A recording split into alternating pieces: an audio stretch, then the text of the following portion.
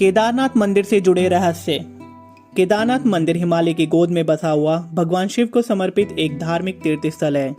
यहाँ 12 ज्योतिर्लिंगों में से एक सर्वोच्च केदारेश्वर ज्योतिर्लिंग स्थापित है। केदारनाथ धाम से कई रोचक बातें और रहस्य जुड़े हुए हैं। आइए जानते हैं इनके बारे में। मंदिर का निर्माण भी किसी रहस्य से कम नहीं है। केदारनाथ मंदिर का निर्माण करीब 1000 साल पहले हुआ था। बताया जाता है कि इसे पांडवों ने बनवाया था, लेकिन समय के साथ साथ वह लुप्त होता गया।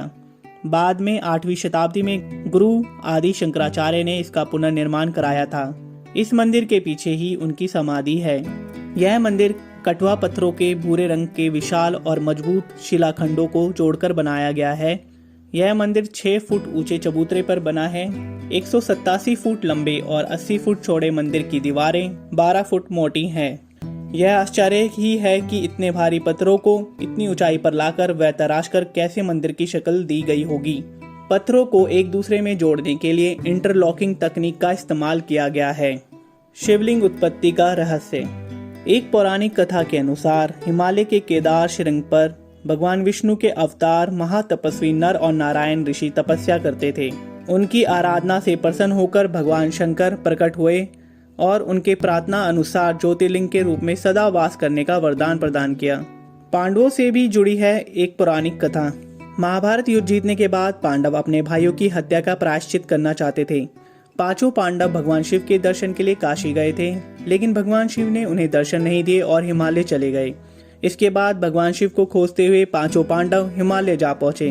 भगवान शिव ने वहां बैल का रूप ले लिया और जहां वो छुपे थे उस जगह को गुप्त काशी कहा जाता है। हालांकि पांडवों ने भगवान शिव को पहचान लिया। इसके बाद भीम ने 2 पर्वतों के बीच पैर रख दिए। सभी गाय और बैल भीम के पैर के नीचे से निकल गए, लेकिन शिवजी ने ऐसा नहीं किया। भीम शिवजी को पकड़ना चाहते थे, लेकिन शिव जमीन के अंदर चले गए और बैल रूप की पीठ ही हाथ लगी। भगवान शंकर पांडवों की भक्ति और तीर्थ संकल्प को देखकर प्रसन्न हो गए। उन्होंने पांडवों को दर्शन देकर पाप मुक्त कर दिया। उसी समय से भगवान शंकर बैल की पीठ की आकृति पिंड के रूप में श्री केदारनाथ में पूजे जाते हैं। ऐसा माना जाता है कि जब भगवान शंकर बैल के रूप में अंतर्ध्यान हुए तो उनके धड़ से ऊपर का भाग काठमांडू में प्रकट हुआ। अब वहाँ पशुपतिनाथ का प्रसिद्ध मंदिर है। शिव की भुजाएं तुंगनाथ में, मुख रुद्रनाथ में, नाभि मदमहेश्वर नाथ में और जटा कल्पेश्वर में प्रकट हुए। इसलिए इन 4 स्थानों सहित श्री केदारनाथ को पंच केदार कहा जाता है। यहाँ शिव जी के भव्य मंदिर बने हुए हैं। 400 सालों तक बर्फ के अंदर दबा रहा था ये मंदिर। Wadia institute of Himalayan geology Dehradun के द्वारा रिसर्च किया हुआ एक फैक्ट है। इस इंस्टीट्यूट की एक रिपोर्ट के अनुसार केदारनाथ मंदिर 13वीं से 14वीं सदी के बीच जो छोटा हिमयुग आया था उसमें पूरी तरह से बर्फ में दबा रहा था। वैज्ञानिकों ने यह तथ्य इस आधार पर निकाला था कि मंदिर के ढांचे में कई पीली रेखाएं बनी हुई हैं। ये रेखाएं इसलिए बनी हैं क्योंकि ग्लेशियर से पिघलती हुई बर्फ धीरे धीरे पत्थरों से रिसती रही हो। ग्लेशियर बहुत धीरे धीरे अपना रूप बदलते हैं और सिर्फ बर्फ से ही नहीं बल्कि पत्थर और मिट्टी से भी बने होते हैं। ऐसे में ये अंदाजा लगाया गया कि केदारनाथ मंदिर ने न सिर्फ 400 सालों तक बर्फ के अंदर का दबाव झेला, बल्कि इसने ग्लेशियर का मूवमेंट भी झेला है। केदारनाथ का यह इलाका चोराबारी ग्लेशियर का एक हिस्सा है। वैज्ञानिकों का कहना है कि ग्लेशियरों को लगातार पिघलते रहने और चट्टानों के खिसकते रहने से आगे भी इस तरह का जल प्रलय या अन्य प्राकृतिक आपदाएं जारी रहेंगी। 6 महीने तक नहीं बुझता है दीपक। दीपावली महापर्व के दूसरे दिन शीत ऋतु में मंदिर के द्वार बंद कर दिए जाते हैं। 6 माह तक मंदिर के अंदर दीपक जलता रहता है।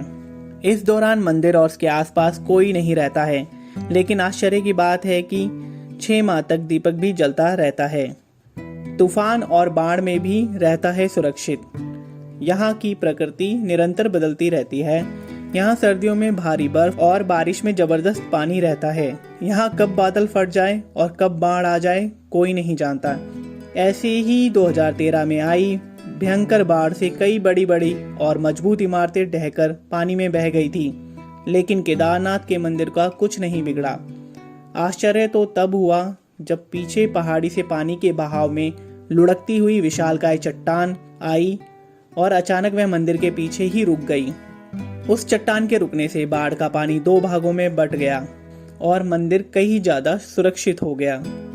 अगर आप भी केदारनाथ की यात्रा पर जाएं तो पंच केदार के दर्शन जरूर करें। आशा करता हूं आपको ये जानकारी अच्छी लगी होगी। अगर आपने मेरा चैनल अभी तक नहीं सब्सक्राइब करा है तो आप इसे जरूर सब्सक्राइब करें ताकि आपको ऐसी ही और वीडियोस देखने को मिल सकें।